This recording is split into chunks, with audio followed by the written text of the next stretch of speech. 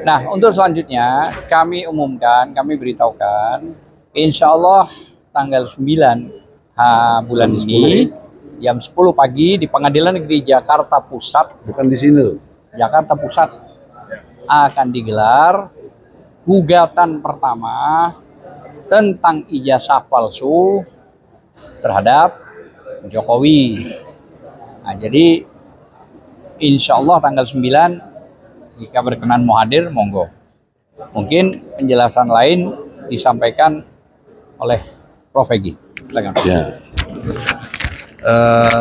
Sekedar meluruskan, bukan gugatan pertama, sidang perdana. Nah, gitu. Karena ini gugatan udah yang ketiga kali. Ketiga kali, ingat. Yang pertama tahun 2022 di Jakarta juga, PN Jakarta Pusat. Yang kedua di Solo, tapi berubah menjadi peristiwa pidana. Yang ketiga tanggal 9 ini. Nah, gitu. Jadi oleh karena itu, sebelum saya bicara lebih banyak, Saudara Muslim Arbi salah satu prinsipal di samping Bambang Tri. Nah, saya minta jauh-jauh sebelum ini, nanti Pengadilan Negeri Jakarta Pusat melalui normatif hukum yang ada, hadirkanlah Bambang Tri, karena Bambang Tri sekarang di penjara di penjara Solo atau Surakarta. Jadi oleh karena itu tidak layak orang menyampaikan pendapat kok di penjara gitu. Padahal pendapatnya nggak salah. Sampai detik ini belum ada ijazah aslinya Jokowi. Makanya kita gugat lagi. Nah, untuk keperluan sidang ke depan dan selanjutnya, kami minta kewenangan Pengadilan Negeri Jakarta Pusat mampu menghadirkan Bambang Tri. Gak boleh ada alasan lain. Ini karena dalam konteks hukum itu kita mencari keadilan. Keadilan yang kita maksud, orang yang menyatakan pertama kali ijazah Jokowinya itu palsu adalah Bambang Tri. Selanjutnya Muslim Arbi. Ya. Baik, bismillahirrahmanirrahim. Assalamualaikum warahmatullahi wabarakatuh. Saya Muslim Arbi, salah satu penggugat prinsipal dari ijazah palsu Jokowi yang akan dilaksanakan pada tanggal 9 Oktober di Pengadilan Negeri Jakarta Pusat Senin depan. Persoalan ijazah palsu ini kan sangat mengganggu, ya kan? Sangat mengganggu bagi saya pribadi dan saya kira bagi kita yang sekolah ya. Dan oleh sebab itu saya bersama teman-teman saya dengan Pak Taufik Bahudin, Hatta Taliwang, kemudian Rijal Fadilah dan Bambang Tri melakukan gugatan perdata di PN Jakarta Pusat.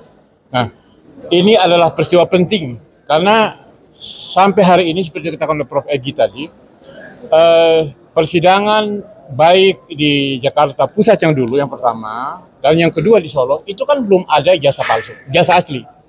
Jadi dengan dasar itu maka kita menguji kepada Pengadilan Negeri Jakarta Pusat, tolong dihadirkan itu. Nah, kalau memang tidak ada, saya kira ini menjadi pengumuman bagi rakyat Indonesia memang presiden kita bermasalah dari sisi ijazah ini. Nah, oleh sebab itu saya menghimbau kepada kita semua, kalau ini menyangkut kepentingan kita semua, maka kita beramai-ramai datang pada tanggal 9 Oktober di Pengadilan Negeri Jakarta Pusat pada hari Senin. Sekian, terima kasih. Assalamualaikum warahmatullahi wabarakatuh. Udah pertanyaan dulu, bagaimana kalau seperti gugatan yang pertama, pengadilan menjawab bahwa pengadilan tidak berwenang. Nah, bagaimana? Ya. Lalu kalau persoalan ini kan menyangkut masalah sangat prinsipal terkait dengan posisi, karena begini ya, ijazah itu kan menentukan pendaftaran pada saat baik Capres. Ya sebelum Capres, baik di Solo ketika jadi wali kota maupun gubernur DKI bahkan presiden, ya kan. Nah, jadi kalau misalnya ini tidak ada, berarti ini akan menjadi persoalan semenjak menjadi wali kota Solo, gubernur DKI bahkan presiden. Nah, lalu kemudian kalau memang ini tidak ada, ya kan, ini berarti bahwa satu persoalan besar, ya kan. Lalu kemudian kalau pengadilan sendiri mengatakan tidak berwenang mengadili ini, terus kita menanya kemana ini? Ya, persoalan ijazah ini kita menanya kemana? Itu loh masalahnya. Ini akan menjadi persoalan yang serius, ya kan. Karena apa? Kalau ini tidak bisa dibuktikan berarti memang presiden kita tidak punya ijazah asli. Lah terus dia pakai ijazah apa? Di Solo kan pakai titel doktorandus. Sampai di sini pakai insinyur. Nah, ini kan jadi persoalan. Di mana itu catatan dia punya doktorandus, ijazah doktorandus dan insinyur itu kan itu masalahnya. Kalau tidak ini Dan kan juga menyangkut UGM-nya. Nah, dan menyangkut masalah UGM. Nah, apalagi mantan rektornya jadi menteri sekarang ini. 2 kali. 2 kali. Mensesnek Palestina itu Profesor Lantiknya itu mantan rektor UGM. Jadi sekarang sebagai Mensesnek ya akan 2 periode. Kan itu dia. Mungkin nggak tahu ya. Antang betul di istana itu. Gak mungkin nggak tahu. Jadi saya kira berbicara lah. Saya minta saudara praktikal sebagai Mensesnek. Bicaralah ya kan. Kami juga nggak bodoh gitu loh masalahnya gitu. Saya kira itu. Jadi sekali lagi saya minta supaya pengadilan menerima gugatan ini. Jangan sampai mengatakan tidak berwenang. Terus kita mencari kemana ini urusan persoalan ini. Saya kira itu. Sekarang jujur, dari sudut akibat hukum, karena nggak ada ijazah aslinya bagaimana? Assalamualaikum warahmatullahi wabarakatuh. Ya, saya Juju Prantoro, salah satu anggota tim gugat ijazah Jokowi palsu dari mulai sejak hampir 2 tahun yang lalu ya Bang ya, di Jakarta Pusat. Kemudian pidananya juga teman-teman mewakili untuk ijazah palsu Jokowi itu di Kota Solo. Dan sekarang untuk yang kesekian kalinya, lebih 3 kali Bang ya, kita gugat lagi, yaitu tentang ijazah palsu Jokowi itu. Jadi seperti rekan saya Pak Muslim Arbi tadi, bahwa ya bagaimana mungkin seorang Presiden RI ya, orang nomor 1 dan tertinggi di negara ini tidak jelas ijazahnya. Dan kasat mata ya, secara gamblang itu diketahui bahwa pada waktu beliau menjabat wali kota Solo ya, kira-kira 10 tahun, 12 tahun lalu lah, itu titelnya kata doktorandus dan sekarang menjadi insinyur. Ya, jadi banyak kanan-kanan yang kita temukan. Oleh sebab itu diungkapkan rekan saya Banggi tadi bahwa tunjukkan saja kalau memang ada ijazah palsunya, ijazah aslinya, maaf, tunjukkan saja di persidangan minggu depan itu. Itu yang ingin kami tahu. Dan dampaknya adalah, akibat hukumnya adalah sampai dengan 10 tahun depan ini, warga negara rakyat Indonesia memiliki presiden yang tidak jelas ijazahnya, ya, ijazah perguruan tinggi dan mungkin SMP-nya, SMA-nya juga demikian. Itu untuk kejelasan hal itu, maka Jokowi harus menghadirkan ijazah aslinya di persidangan. Kemana lagi cari keadilan ya Bang ya? Kita cari kemana lagi? Itu saja.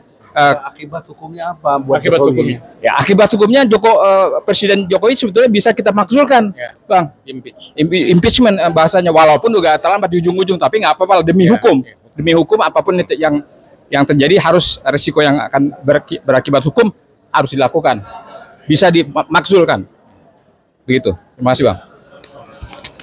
Saudara-saudara, salah satu akibat hukum, jika terbukti jelas ijazahnya palsu, maka berakibat Jokowi batal jadi presiden.